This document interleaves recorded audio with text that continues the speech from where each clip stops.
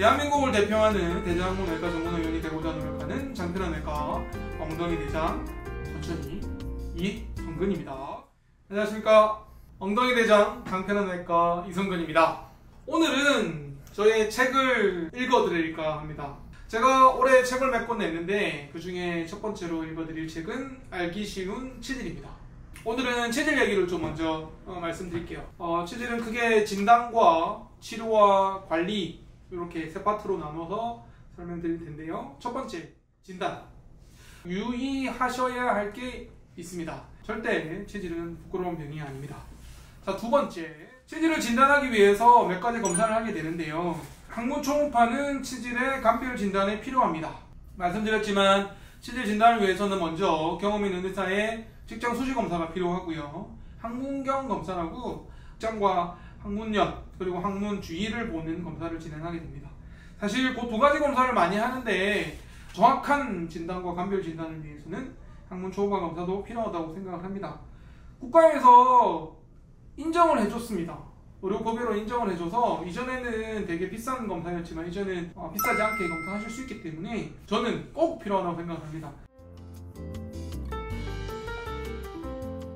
자, 세 번째, 치질의 진단 얘기인데요. 치질이라도 필요하면 대장 내시경을 하셔야 합니다. 어떤 경우에 필요하냐면 대장암을 의심할 만한 증상이 있는 경우, 그러니까 출혈이 치질에서 나는 출혈과 좀 다른 양상인 경우나 또는 점액질 분비물이 나오는 경우, 그리고 직장경을 봤는데 직장 점막에 막 출혈이 미치거나 염증이 관찰되는 경우에는 대장 내시경을 하셔서 염증성 장질환이나 다른 동반질환이 있는지 확인해 볼 필요가 있고요. 그리고 대장암이 의심이 되는 경우, 그러니까 몸무게가 빠진다든가 배변 습관의 변화가 있거나 또는 뭐 혈변이 지속되거나 또 뭐가 만져지거나 이런 경우에는 대장 내시경을 필요하면 하셔야 돼요. 저 치질인 줄 알고 치질 수술만 했는데 나중에 피가 계속 나서 대장 내시경을 해봤더니 대장암이더라. 그래서 정확하게 진단하고 간별 진단을 위해서는 필요하면 대장 내시경을 하시는 것도 필요하겠고요.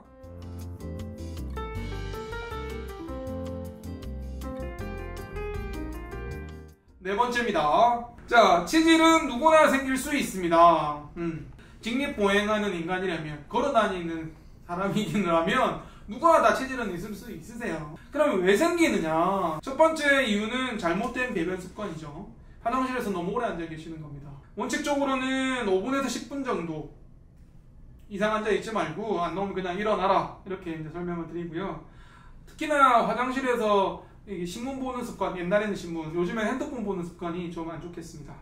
두 번째 이유는 변비와 설사입니다. 너무 변비가 있으셔도 변이 좀 딱딱하게 나오거나 또는 설사처럼 변을 너무 자주 보는 경우에도 체질이 좀 악화될 수 있겠죠. 그래서 좋은 음식은 과일, 야채, 식이섬유, 요즘 바나나 되게 좋고요. 키위, 푸른 이런 것들을 드시는 게 좋겠습니다. 세 번째 치질의 원인은 과음입니다. 술 드시는 거죠. 하지만 술 좋아하시고 치질이 악화돼서 오시는 분 많으시고요. 이제 합병증으로 혈전이 생겨서 오신 분들 중에 거의 절반 이상은 술 과음하시고 치질이 악화돼서 혈전이 생기는 경우 많으시거든요. 자, 네 번째는 너무 오래 앉아 있거나 너무 오래 서 있는 경우입니다.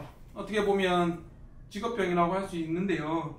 운전기사님들, 그리고 사무직 종사자분들, 서서 일하시는 분들, 학교나 학원 선생님들, 운동 코치님들, 임신, 출산 등으로 너무 오래 앉아있거나 너무 오래 서 있는 경우에도 치질의 원인이 될 수 있겠습니다. 그리고 마지막으로는 컨디션이 안 좋거나 좀 무리하시는 분들, 너무 힘들었다 이러신 분들이 갑자기 치질이 좀 심해지는 경우가 있으시죠. 특수한 경우로는 임신, 출산, 그리고 요즘에 다이어트 하시는 분들 있잖아요. 뭐 프로필 사진 찍으신다고 그럼 딱 갑자기 치질이 좀 심해지시죠.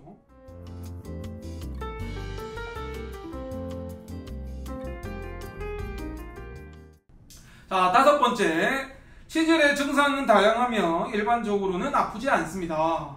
자, 그러면 치질은 어떤 증상이 있느냐의 문제인데요. 흔한 거는 일단 튀어나온다, 그리고 피가 난다, 간지럽다, 이런 것들이 대표적인 증상이고, 가끔씩 오해하시는데요. 치질이 있다고 아프지는 않습니다. 치질의 합병증으로 혈전이 생기면 통증이 생기는데 혈전이 없는 치질 자체는 그렇게 통증은 없다. 그래서 치질이 있다고 말씀드리면 나는 안 아팠는데 왜 치질이에요? 난 안 아프니까 치질 아니에요 라고 말씀하시는 분도 계시거든요. 근데 치질은 원래 아프지 않습니다. 혈전이 생기면 통증이 좀 있고요. 치질에 혈전이 생긴 이외에도 치열, 찢어지는 거죠. 그 다음에 염증, 농량, 치루 이런 것들이 있으면 통증이 야기될 수 있겠습니다. 그래서 약간 출혈이 통증과 같이 동반된 출혈이다. 그러면은 치열일 가능성이 많고요. 피도 나고 아프고 진물도 나고 이런 경우에는 치루나 농량인 경우도 있습니다. 물론 뭐 출혈이 있다고 해서 다 출혈의 많은 원인은 치질이지만 그 이외에도 이렇게 통증이 동반된 치열 또는 염증이 동반된 치루나 농량인 경우에도 출혈이 같이 있을 수 있겠습니다.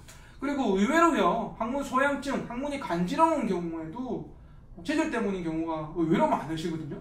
그래서 항문이 간지러워서 내원하시는 분들 중에 치질을 또 해결해드리면, 야가오 연고로 해결해드리면, 또 필요하면 수술을 해서 해결해드리면 간지러운 경우가 좋아지는 경우가 되게 많으세요. 그리고 마지막으로 치질의 증상은 출혈이 되겠습니다.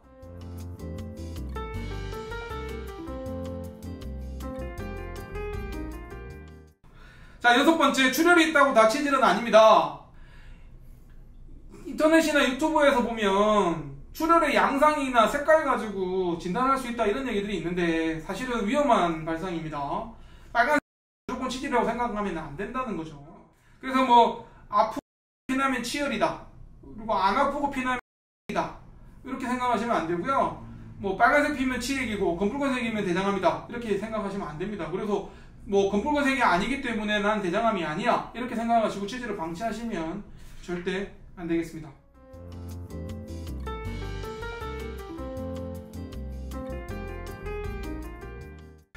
책을 읽어주는 의사 생각보다 쉽지는 않네요.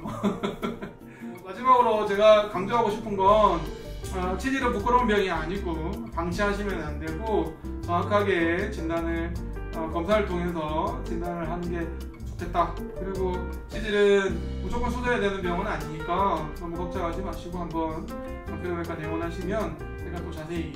좋습니다. 수원을 대표하는 대장항문 아니지 더 나아가 대한민국을 대표하는 대장항문 외과 전문의원이 되고자 노력하는 장편한 외과 엉덩이 대장 천천히 이성근입니다. 고맙습니다.